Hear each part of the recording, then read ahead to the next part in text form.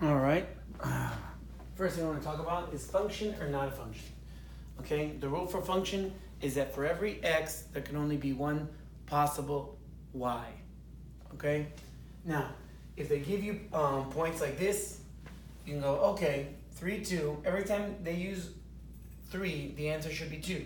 Every time they use the answer 5, the answer should be 7. Every time they use 9, the answer should be 7. Every time they use 6, the answer should be 2. This meets the requirement of for every x, there's exactly one y. Now, if I wanted to make this into not a function, I'd have to repeat one of the x's, so like 3, and then make the answer 9. If that occurs, that means that when 3 is used, it's sometimes 2, and when 3 is used, the answer is sometimes 9. That makes no sense, so that would be not a function. But for right now, this first example is a function. Now this one over here, let's check if this is a function. 1, 9, negative 1, 7, that's good.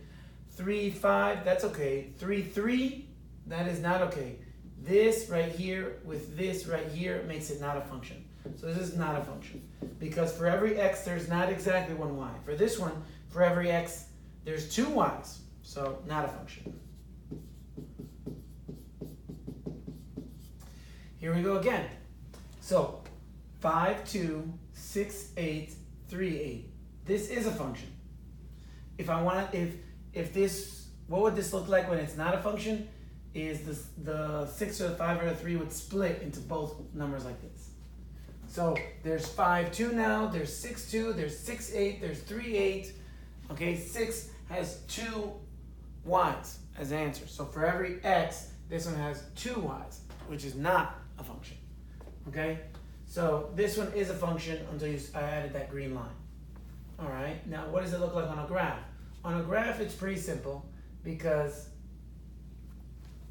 you're not allowed to have a dot on top of another dot. Because if there is a dot on top of another dot, that means that that x has 2 solutions, which we just said is not allowed.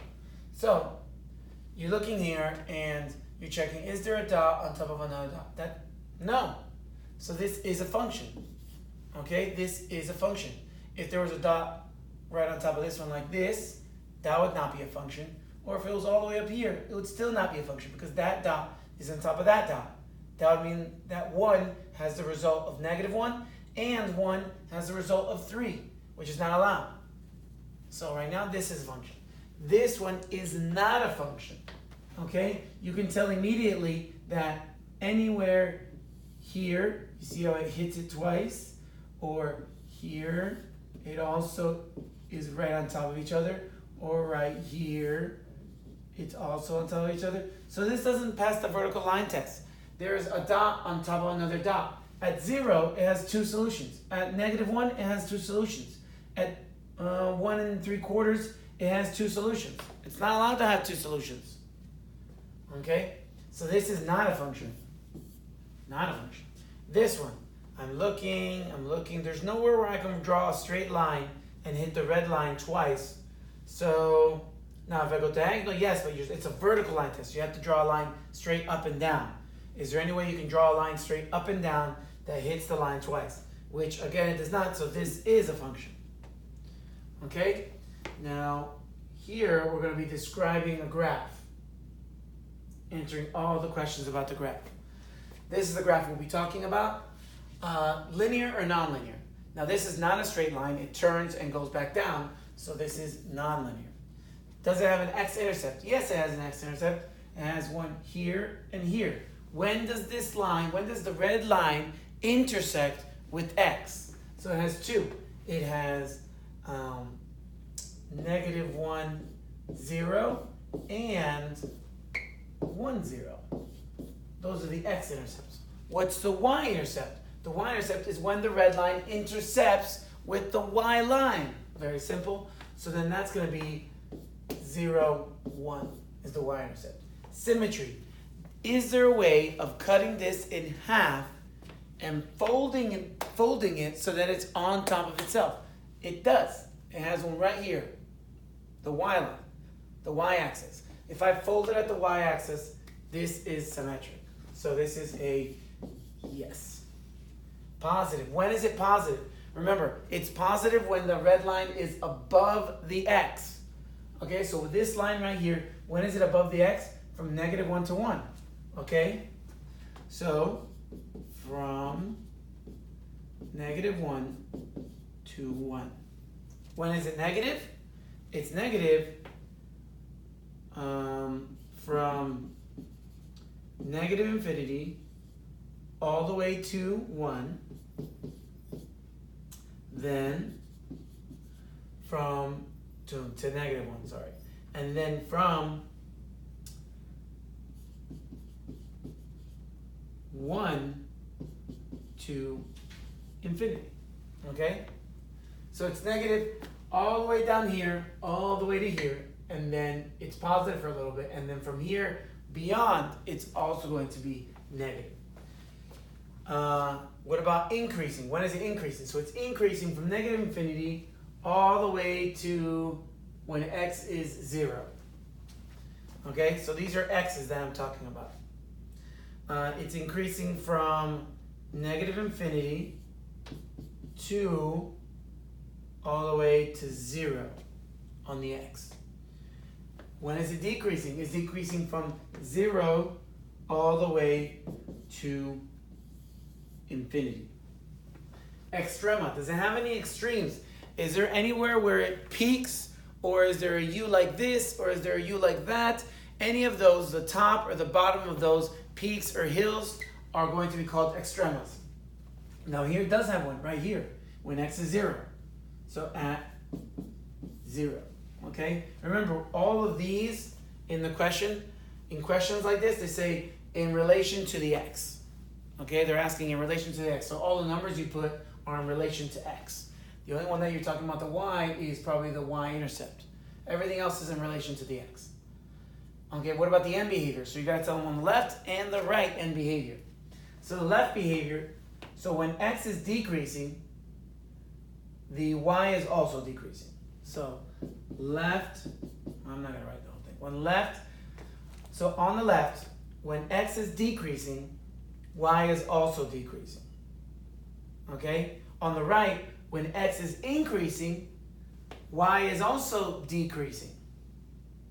Okay? So it keeps on decreasing, keeps on decreasing. Okay? So left, decreasing. Right is also decreasing.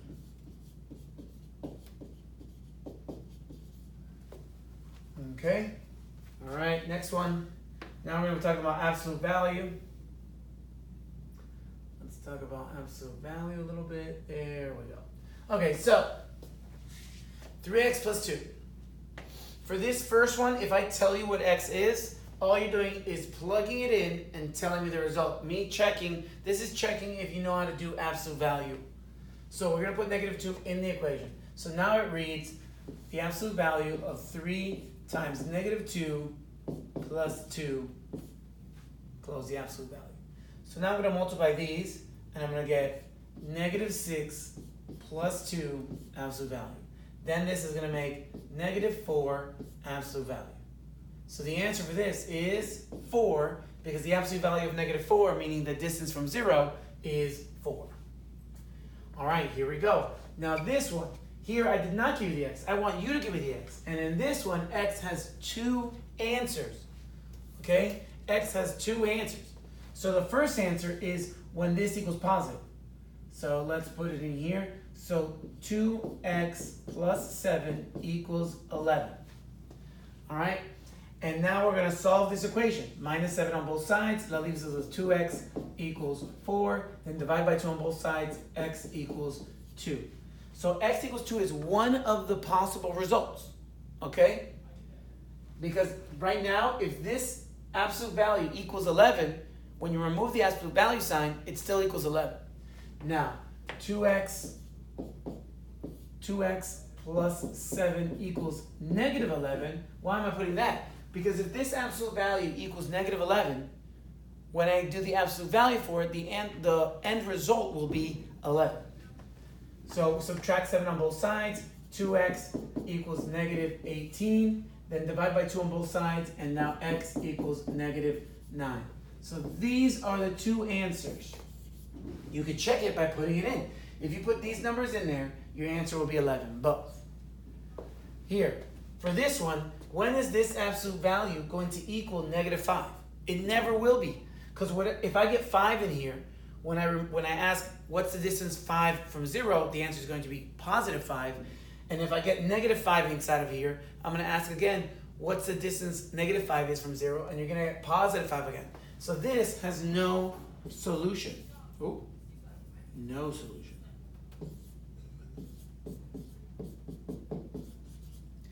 Now this one. How do I produce an answer? How do I produce an answer if all I know is that the absolute value is supposed to equal -8 and 6? Well, this is the equation.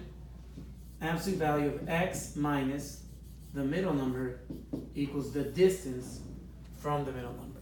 So first we have to find the middle number. -8 and 6. The way you find the middle is you add them and divide by 2. So -8 plus 6 divided by 2 is going to be, -8 plus 6 is going to give you -2. And then divided by 2 is going to equal -1. So now we know that -1 is the middle number. Okay? -1 is the middle number. So now, knowing that -1 is the middle number, I know what goes there. So it's x minus -1 absolute value. Now, I don't like writing double signs, so minus -1 is going to turn into +1. Equals the distance from these two numbers. So you got to ask yourself, how far is -1 from -8 and 6? How far is it? The distance. The distance is going to be 7. So that's what goes here, and now you have your equation that the results are -8 and 6. If you put -8 in this equation, the answer will be 7. If you put 6 in the equation, your answer is going to be 7. And that's it.